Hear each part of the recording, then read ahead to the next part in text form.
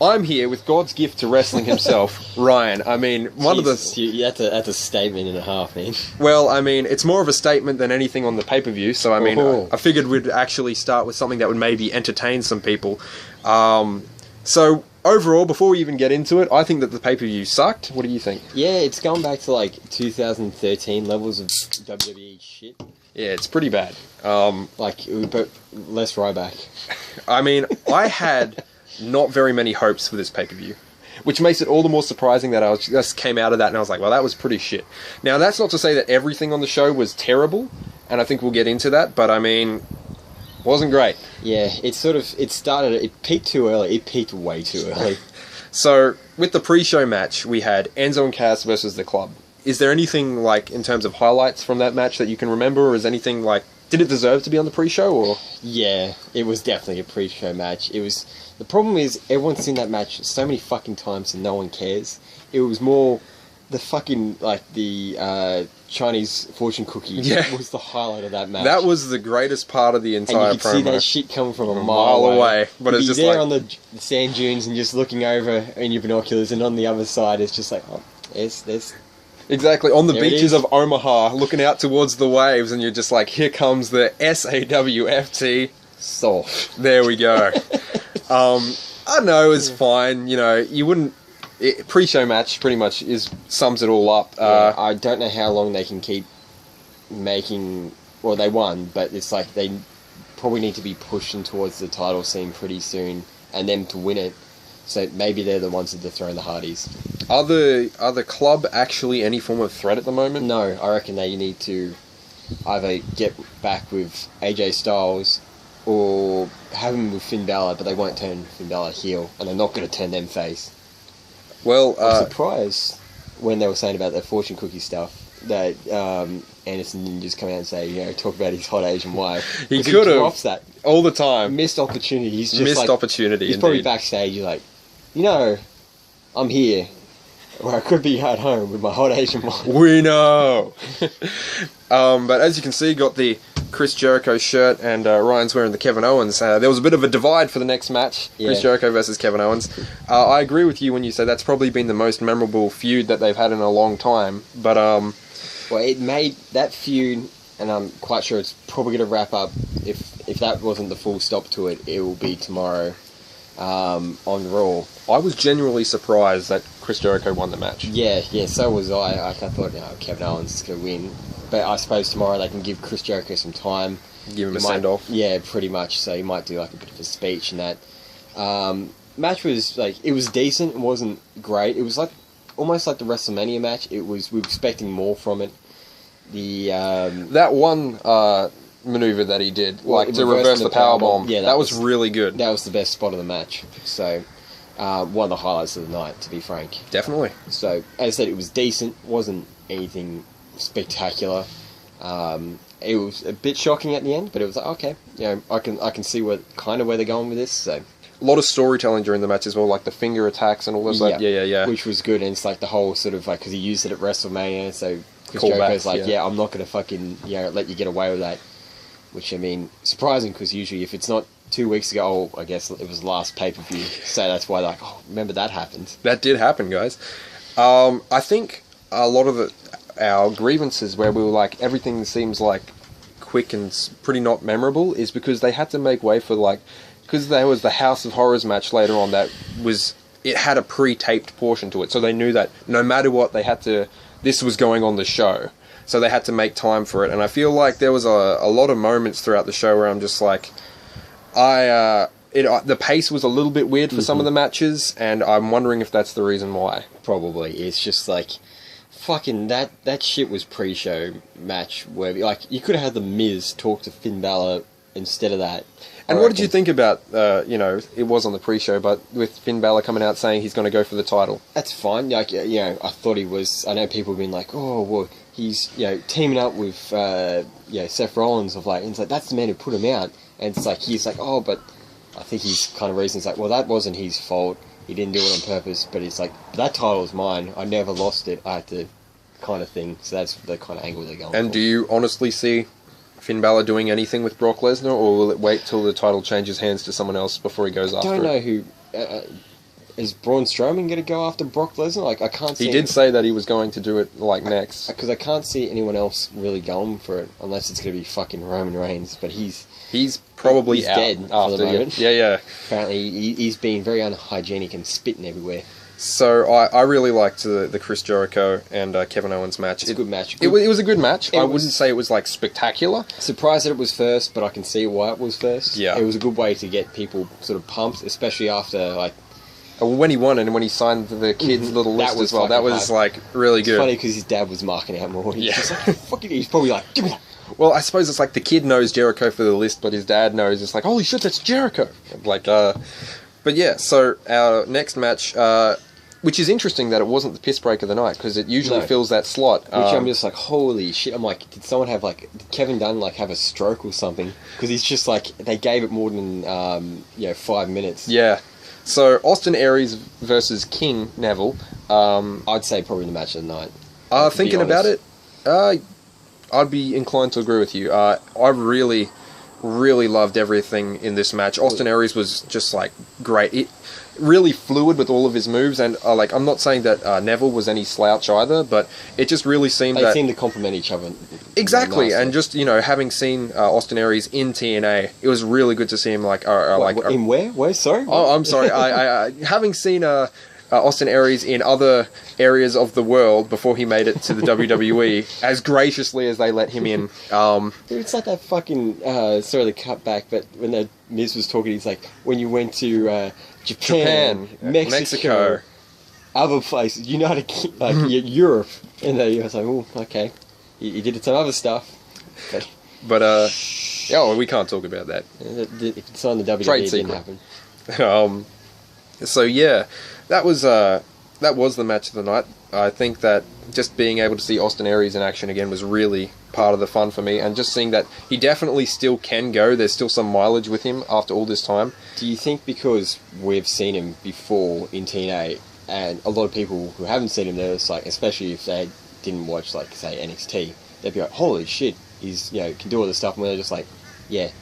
So it's nothing new. This is an issue that I see with the WWE mostly, which is that they rely on other companies to have built up people, and then they take them once they're good. They're like, okay, this person's really good, we'll take him here.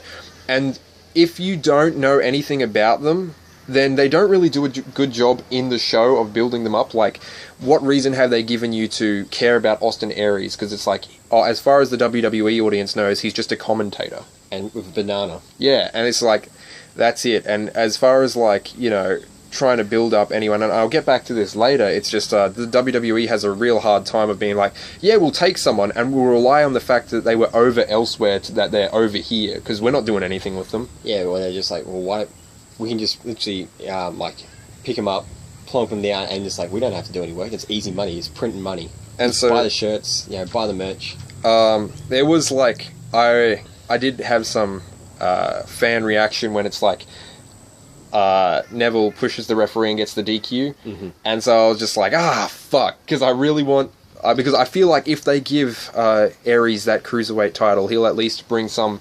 I'm not saying that King Neville's done anything wrong. He's great as champion, but I think that Austin Aries would bring that next level caliber, and it would be great for the Austin Aries brand in WWE as well. See, the reason I'm like, I wasn't too disappointed, I'm like, I can see where they're doing this, is like, they had their match at WrestleMania, which fucking should have been on the fucking card, but no, we had to have a fucking, Flow Rider and shit, and people, great. We had to have 2 fucking scramble matches, but anyway, we've been over that.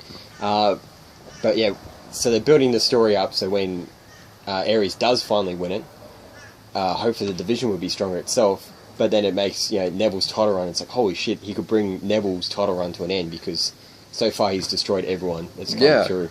And as I said, I think that Neville's like great in the ring as well. So this is like the perfect position. And if the cruiserweights had more matches like this and more time dedicated to them, it'd be great. Look what happens. And look, they got to do. There was a lot of technical wrestling in this, but there was some flips, and that's what everyone comes to see. There's a lot of flips. You can still have the technical wrestling, but that's what everyone's like. Oh, cool.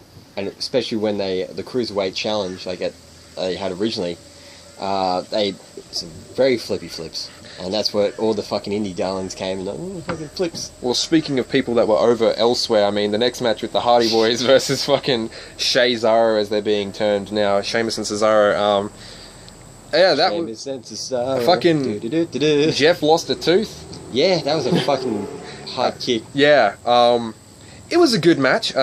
Much better than the usual tag team matches that we see in the WWE.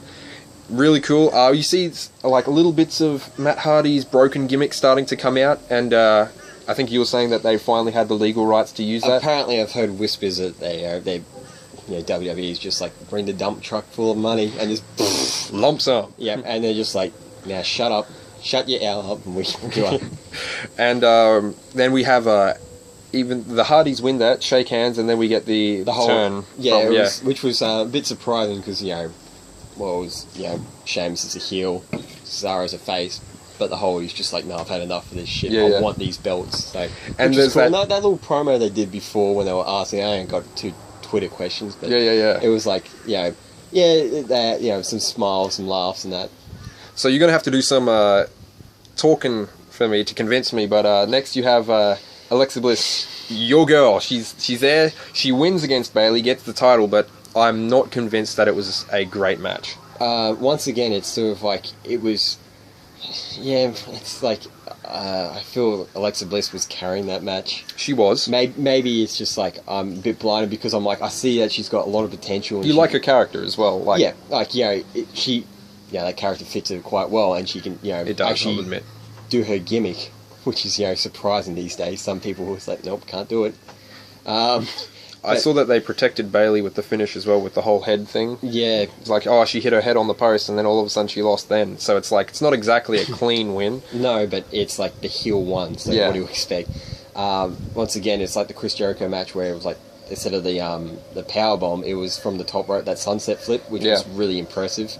But once again, it was like, Alexa Bliss carrying the match, Bayley just doing a few, what was it, 2 wrestling moves she did? 3. Yeah, it wasn't very many. But I will say that didn't seem to stop her from getting the fucking craziest pop that I'd ever heard, from Bayley at least. And I'm not sure if that's just because, she's over or it's because it's her hometown. Yeah. And everyone's like, it's your hometown, is it? You're going to lose. Well, yeah, and she certainly did. And Alexa Bliss is our new Raw Women champion. Which I'm completely fine with. Like, it gives her and probably the title a bit more credibility, and it freshens it up for a lot of people. So it's like someone else has it, new faces in. So. And where do we go from here in terms of like who's she going to verse from now on? Or probably is the feud over? Or no, unfortunately not. So she'll probably verse for Bayley again. Maybe we might get that heel turn from Sasha. Probably not. Maybe Nia Jax might come into the feud. How Raw's going with their women's division at the moment, there's just like, so we've got one story.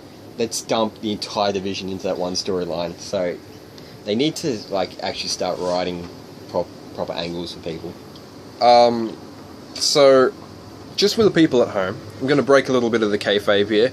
You can see that for us, I put a time limit there, and that time limit's probably going to get broken because I'm going to fucking rant like a motherfucker about this next part because we get the Randy Orton and Bray Wyatt House of Horrors match.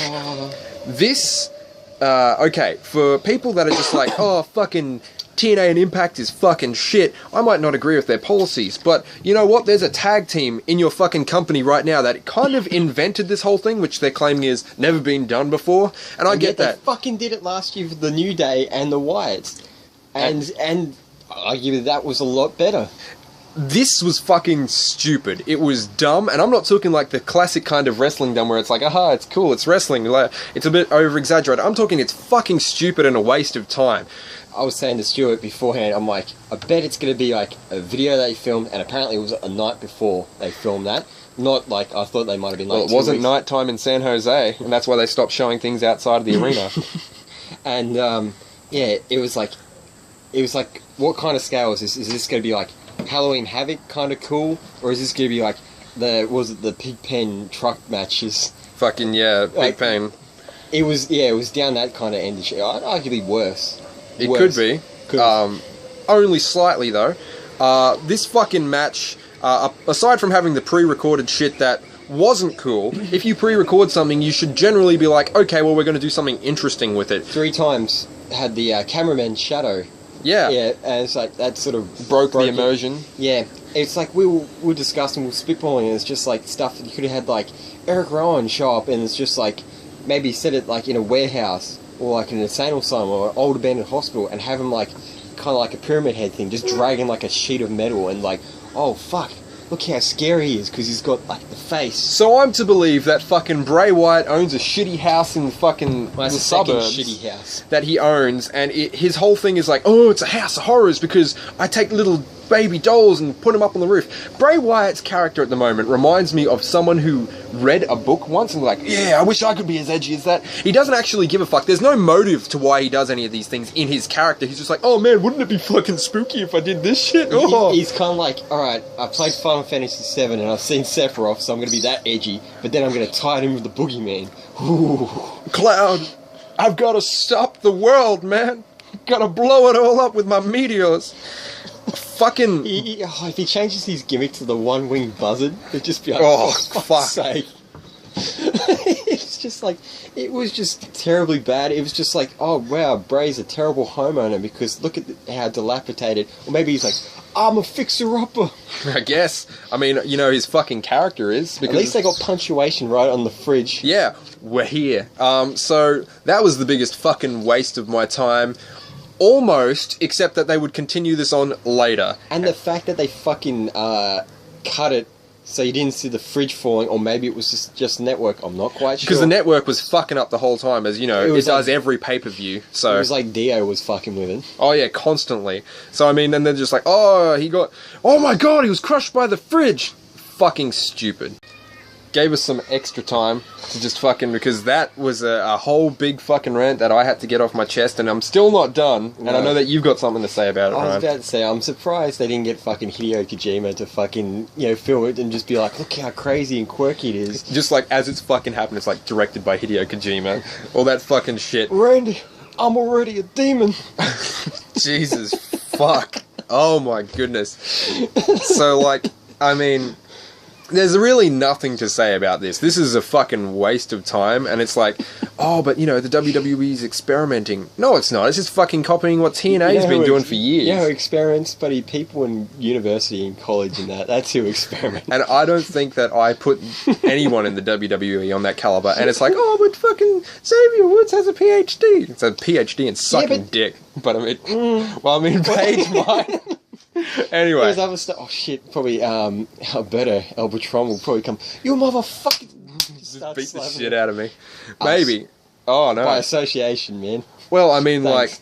because we're Australians, we're of the same nationality, so apparently we get to work together. That's how the WWE logic works. And we'll get into more of that later, so I mean... Well, our gimmick would be brothers, so... Yeah. And then people would look into it and they're just like, oh, they don't look much alike. It's like, well, guess what? A lot of other people that are billed as brothers aren't either. But anyway, I'm not going to get into that rant, because we have Seth Rollins versus Samoa Joe up next. I was going to say, you didn't say how the end of that match happened. Oh, no, sorry. Yeah, because it'll be coming. That's because right. we have on the list here what's going, and I've left out the next part because I know that it's going to rant again for a while. Because, sorry, my bad, because it all just sort of blurred together as shit. It's your guy, the Kingslayer, going up against Samoa Joe. Didn't think too much of this match. It was arguably probably could have kicked off fucking... Not on the kickoff, but could have been the first match. It could have been the first match of the night, yeah. With would you have replaced Chris Jericho with this spot? Probably, or I probably would have been just to give the cruiserweights more time, just put them in that spot. Yeah, to be like, give them some meaning. Because WWE seems to be like, oh, why is everyone hating on it? It's like because you don't give it time to develop. You don't let anyone care about it. You don't 5 minutes that you can't do shit in 5 minutes. You can't invest in a character if you see 5 minutes every fucking Raw, and then it's like, but come to 205 Live, which is only on the network. So people that watch it on TV, like myself, and just like, well, I don't know any of these fucking people except outside the company.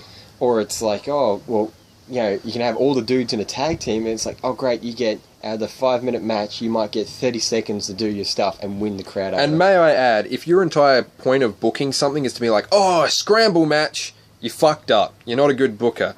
And that goes for the WrestleMania, I know I was a bit more lenient on it there, but it's like, when two of your fucking matches in WrestleMania are just like, oh, championship scramble, you fucked up. You suck. I'm just saying that plain and simple. If you can't build anything within a fucking year, you're not a good booker. Anyway, that being said, got a little heated, just got those fucking House of Horrors fucking really getting me annoyed, but I was expecting more from Seth out of this one, and especially with Samoa Joe as his opponent. There was some good match, and there wasn't anything that I would say was like technically flawed about the match, but it was just solid. Like, there was a little bit of storytelling, like Samoa Joe going for the knee, and lack of killing him though. He did not kill him. That is true. And we almost get a case of Joe technically pinning himself by constantly going for the submission. Mm-hmm. So Joe doesn't look completely weak, and Seth Rollins he gets a win, and it's not exactly like he smashed him down. At least it wasn't a schoolboy like roll up like it is every other fucking week with everyone else. Yeah, and so it's like I can appreciate that. And this feud obviously isn't over. No. I don't think. No, and didn't debut his finisher, which no one knows what it's called. People calling it the Kingslayer. People saying it's fucking got the setup of the Rainmaker.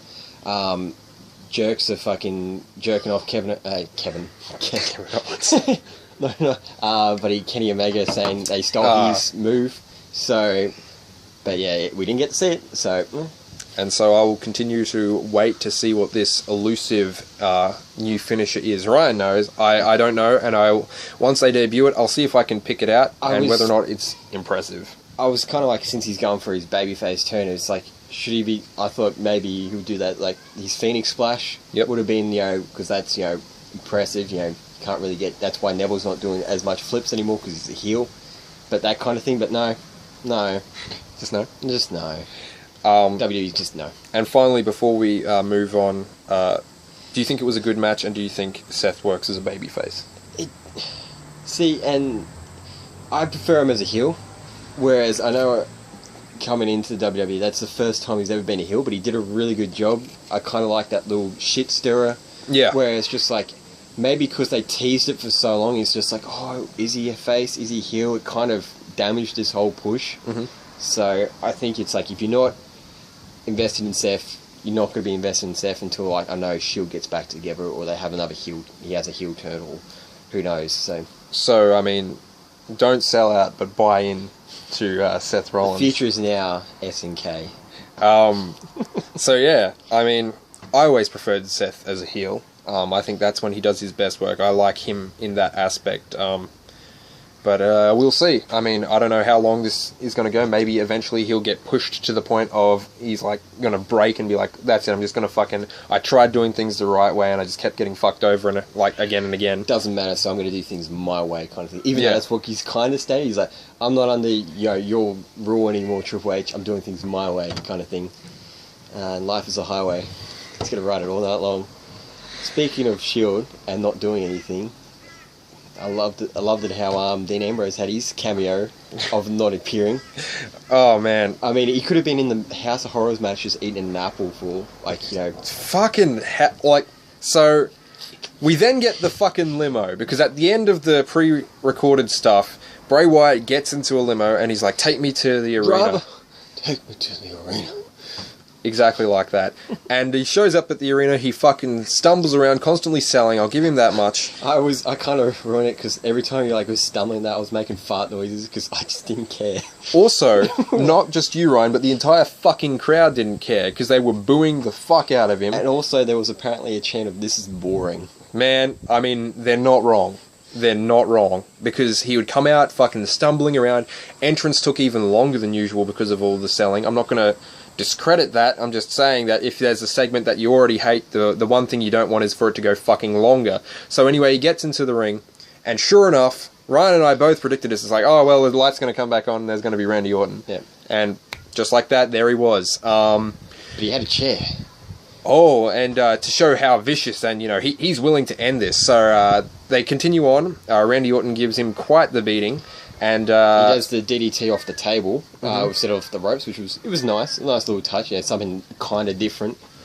This gets even fucking worse And I didn't think that was possible for this match. I was already hoping for this. I was like, fuck. I was legitimately getting annoyed with this, as you can probably hear. And then all of a sudden, is it the Singh brothers? Yeah, for people, it'd be the Bollywood boys. Yeah. Boys. But, and, they're, because WWE is like, no, you're changing that, so you're the Singh brothers, and they got some stable because they're trying to push. Oh, yeah, because everyone that's from India is friends. So that's what I was saying before. Because Ryan and I are from Australia, we must be in the same fucking tag team. Even related, apparently. Yeah. And it's just like, oh, well, look, here comes fucking the Singh brothers out of nowhere. I'm like, fuck, no. Because everyone automatically knew where this was going to go. And then all of a sudden... Randy Orton brushed them off, though. He did. Nothing. And all of a sudden... Jinder Mahal, who suddenly, I don't know was why. Unhindered. Yeah, he was unhindered, and he suddenly gained fucking relevance for whatever reason. And it's just, for a second I thought you were doing this, Ryan. I mean, I don't know why the fuck Jinder Mahal is suddenly in the main event picture. Oh, wait, I do, because they're going into India soon and they're losing some of the Indian market. But anyway... It's because TNA was there like 4 years ago. With Scott Steiner and everything. Wrestling people on the streets, so it's just like... It's the same like... I always forget his name.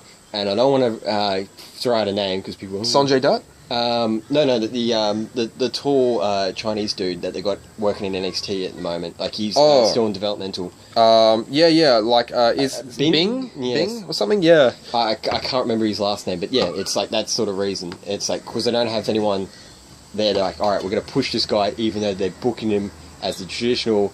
He's foreign. He's a heel because he's foreign. Yeah, it's like the reason. Why don't you like him? Because he's not American. Why do you like Chris Jericho? Because he's not American. And they're like, "Ooh, the Jew citizenship." They're like, fuck off. Kevin Owens, face of America. Yeah, it's like, yeah, good to see that wrestling hasn't come that far after all.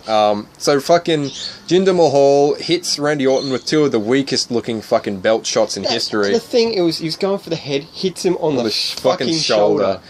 And it's just like, I was like, And so I'm watching this happen, I'm just like, fuck this shit. This is like horrible. And then fucking Bray Wyatt gets the pin, and I'm like, oh, yay. This is the worst match that I've seen in a long time that didn't involve John Cena. And this match was more egregious to me in certain areas because it didn't involve John Cena. Because I'm like, usually when he's in there, I'm like, oh, this is just going to be fucking shit. But I'm like, okay, what is a House of Horrors match? And then I lowered my expectations because I'm like, okay, this is going to be some shit. This is going to be some bullshit. Speculation is it's going to be like the Ambrose Asylum match, which was pretty bad. It had that nice thumbtack spot, but that was it. It was like sort of awkwardly scrambling around, but nope, we got something worse. This is fucking dumb, and I think that everyone involved in it should be ashamed. I think that... Randy Orton tried to fucking save this. He tried to sell a lot of it, and I don't give a fuck about Bray Wyatt anymore. I was telling this to Ryan, and people will remember, I was saying at the Elimination Chamber, it was the first time they made me give a fuck about Bray Wyatt. Since John Cena buried the Wyatt family in a handicap match. And now he's fucking buried himself, because I don't give a fuck. This was dumb. I could be with the worms and the dirt. This is stupid, and if this is supposed to be like this generation's Undertaker, then I don't. He's not this generation's Bray Wyatt though, because that's Baron Corbin. He's this generation's fucking waste of time. Anyway, speaking of waste of time, we then come to the main event where it's fucking Roman Reigns versus Braun Strowman. I don't know. This could have been on the fucking pre-show. They could have taken Enzo and Cass and the club off. This was, I don't know, like. It's going to be pretty hard to top how shit I felt after the House of Horrors, but don't get me wrong, Roman Reigns was trying. Like, it was like... The fact that we were doing counts, and Bayley did 3 wrestling moves, and... Roman Reigns did one. The Samoan drop. He kind of fell back, but yeah, we counted it. We counted it as a Samoan drop. Because he's just like, oh, shit, it falls over. So, this was nothing, and... Not only was Roman fucking injured, so it's like he had the perfect out for losing. Yeah, exactly. But Roman Reigns, do a fucking wrestling move. I mean, I don't know. So shut the fuck I up. know. I'm sorry. I'm sorry, Roman. I don't mean to discredit you. You are a wrestler by the definition of you did one wrestling move. He's a superstar. Oh, I'm sorry. I'm just fucking up all the time right now. You're fired, man. I'm gonna get fired. I'm gonna. You won't have a contract at all. I know, man. I don't even know what I'm doing here. What I am going to say is Braun Strowman is doing his whole monster heel thing well, but you fucked up in your booking, and I don't mean to, go on about this over and over, but it's just like, if you book a monster heel against your top babyface and people are cheering, you deserve it when your babyface is coughing up blood and getting helped out of the arena, or when fucking didn't need a stretcher though. I'm gonna put that in there. Yeah, because he's a trooper. That run, yeah. He's just fucking soldiers on. And even though Braun fucking on the steps, he slammed him, and then basically slammed him twice on the steps, and people were saying thank you, Roman. Oh, sorry, thank you, Strowman. Yeah, Strowman, Roman. Oh, fuck. I know. They fusion into one. Jesus. Strowman And Vince would just be like, close the door. So that was a fucking throwaway match. I don't even know. Like, obviously they needed to have it to try and keep Roman in the main eyes of the people, since they're making him as the company guy. Strowman, once again, he looks strong through all of this. Oh, really? I mean, I know, right? God, but I'm kind of expecting like a fucking Gilbert. It'd be like, it'd be Brian Weekman. I just fucking... I want Roman, like, here's the thing. It would be much easier for me to at least give you a chance if you did some form of wrestling moves. But enough with the fucking clotheslines. Enough with the fucking... missed punches in the air that suddenly turn into flying... Oh, he went for the flying clothesline. It's like, no, he just missed his fucking Superman punch. In the thing, it's like, okay, we're going to have, clotheslines. We're going to have missed Superman punches going into clotheslines. Could have a Superman punch. I'm like, but don't forget the drive-by. They'll get out there, and it happened. It tick, tick, tick, tick. Exactly. So Roman Reigns' matches from now on, they have a fucking little bingo card where it's just like you have to try and fill up. Oh, look, he did this, and it's like it's like John Cena. How it's just like, oh, he does the 5-knuckle shuffle. He can't walk.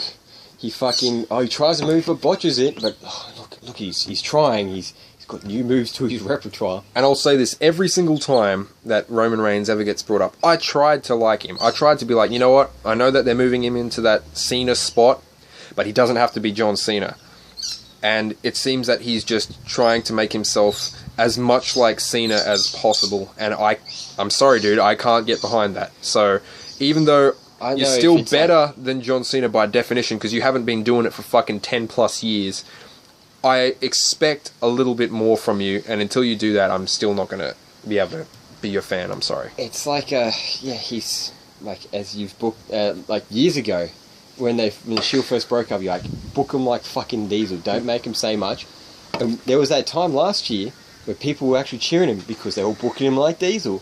Didn't say too much. But yeah, it's like, and especially like after he came back to Raw, after he beat The Undertaker, he was in the ring. It was like 15 minutes of just booing. Yeah. And then he didn't say anything. And it was like, that was perfectly booked. Until his final words, which were, he said nothing through all the booing, and then he just said, "This is my yard now," and dropped the mic. Perfect for a heel turn. Would have been fucking perfect. Everyone universally hates him. And then he's just like, that's your heel.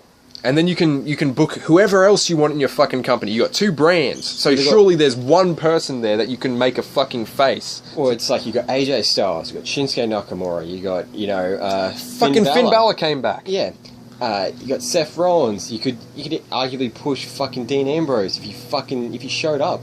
So I mean, he's just working house shows, I guess. I fucking guess, but I mean, like, that's basically the general thought of Payback. It's fucking useless.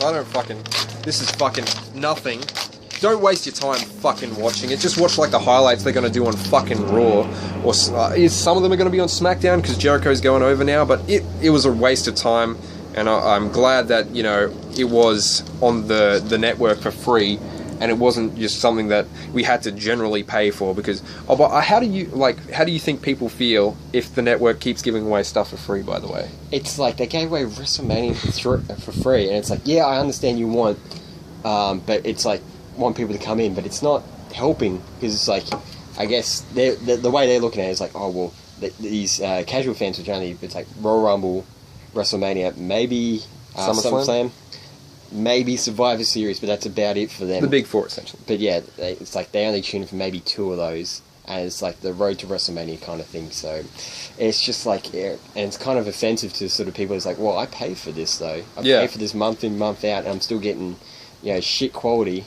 Or yeah, it's taking a dip. I don't know if it's the booking hell because after WrestleMania, but they should be, you know, booking for like Money in the Bank and and SummerSlam. They should be building towards that. Like WWE doesn't do long-term booking anymore. So Chris Jericho, Kevin Owens, that one was good. Austin Aries versus King Neville, that one was good. All the rest were like pretty average. I wouldn't say it's like, yeah, but they were average. They weren't like great. So for me, I'm personally saying that the pay-per-view was shit. Give it a miss, and I'll let you close. Yeah, I'd probably just say the same here. I'd be like, House of Horrors match was the worst. Then Strowman versus Roman, that was terrible. But it was like, yeah, and I still can't. Everyone's like, oh look, he's taking chair shots, but when he's wearing a fucking vest that's like a bulletproof vest, I just don't believe it. I just can't buy into it. And you know, for something where you have to sell, you know, believability to the people, it's just like when someone can believe that fucking there was a necromancer, dead man walking around, or like a demon, and yet I can't believe that. Yeah. So they're not doing their job. Book Bray Wyatt better, or book him at all. I mean, just do something with the character that makes him better as a character, because I fucking could give less of a shit. How about a better idea? How about we just push fucking Baron Corbin? Yeah, like, let's just do something with him.